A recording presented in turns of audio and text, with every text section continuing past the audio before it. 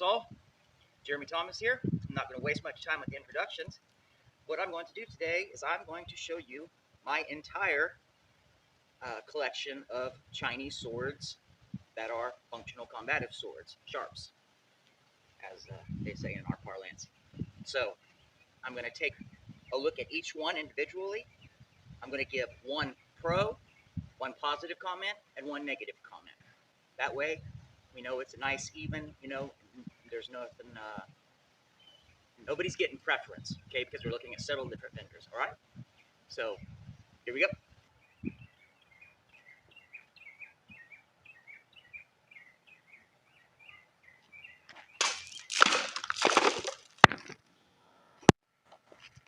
All right, negative first, then finish with pros. Cons first, then pros. So con, I feel like it's a little overbuilt and the geometry is a little bit over-exaggerated. Even though it's really fun because of that, it doesn't match too many historical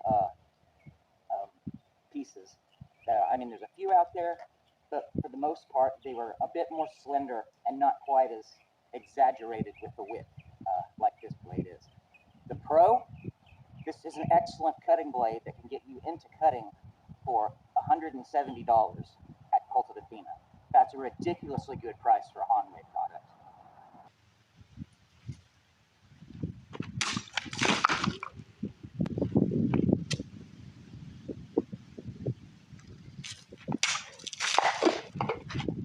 Another product from Hanwei, Cast Siberia, and one of my personal favorites is their practical Kung Fu broadsword.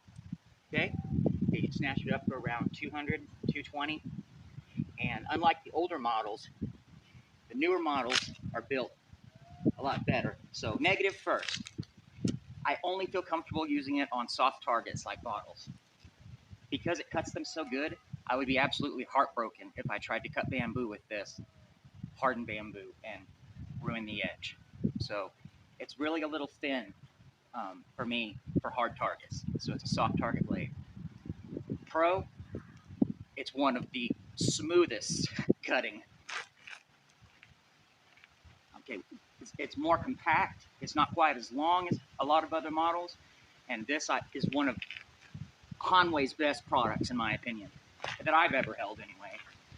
So if you need, and again, another reasonably priced entry weapon for cutters.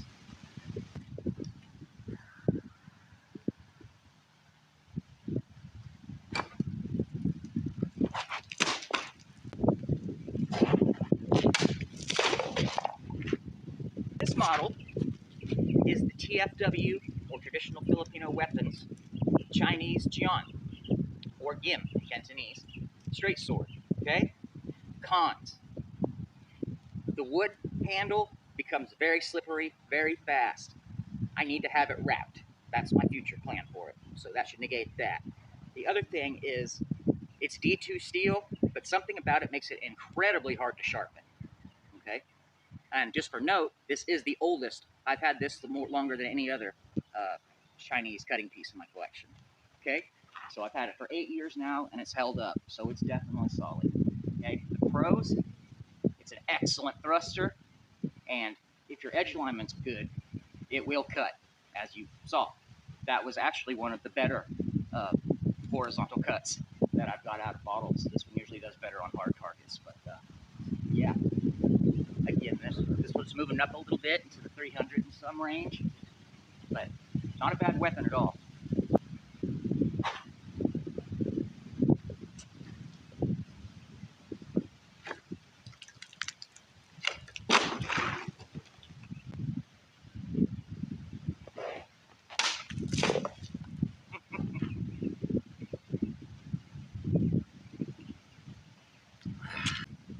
This model is a Hanjian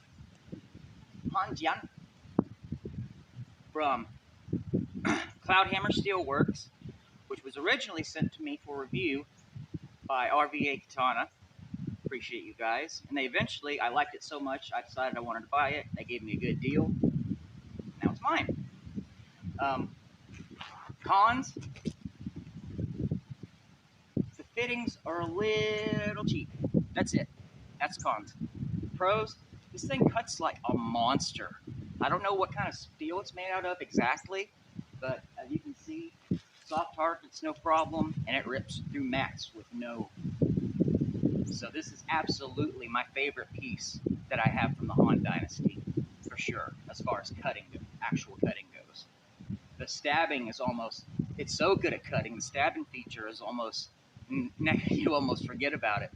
But anyway, Cloudhammer Steelworks, RVA Katana.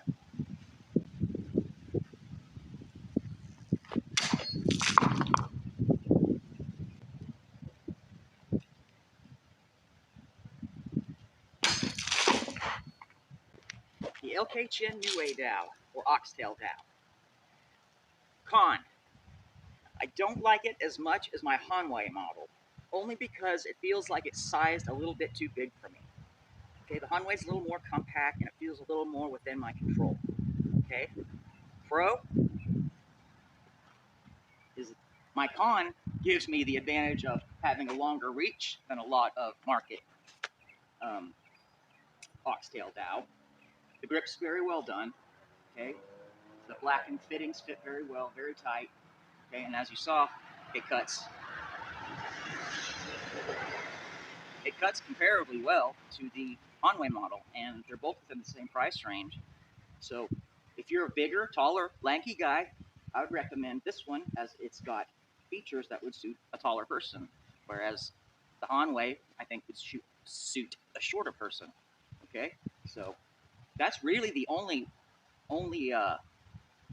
they're really pretty equal in their performance, in my experience.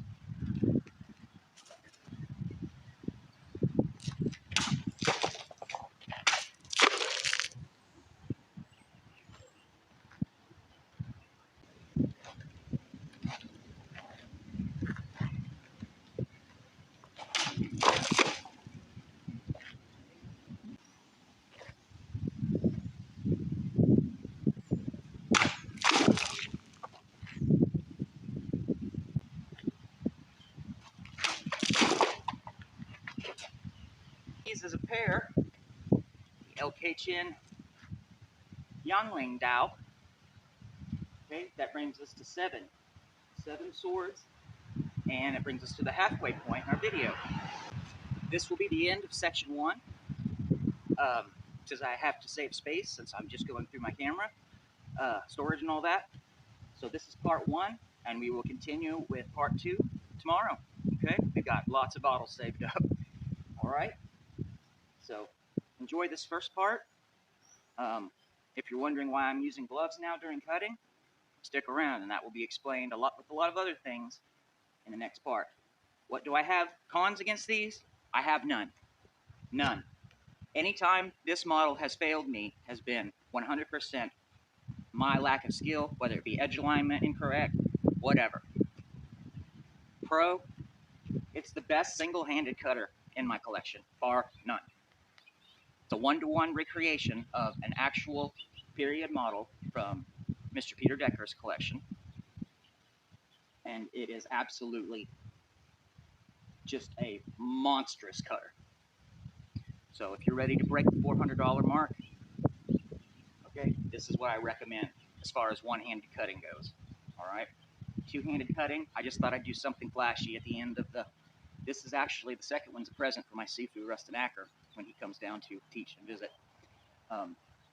But while I have them, I figured I might as well do a few little flashy things with them. So that's why I decided to end the video there. Okay, thank you guys for watching, and please come back for part 2 and the rest of the other projects we've got going. We've got a few of them going. All right, stick around. Saber Serpent Sword reviews.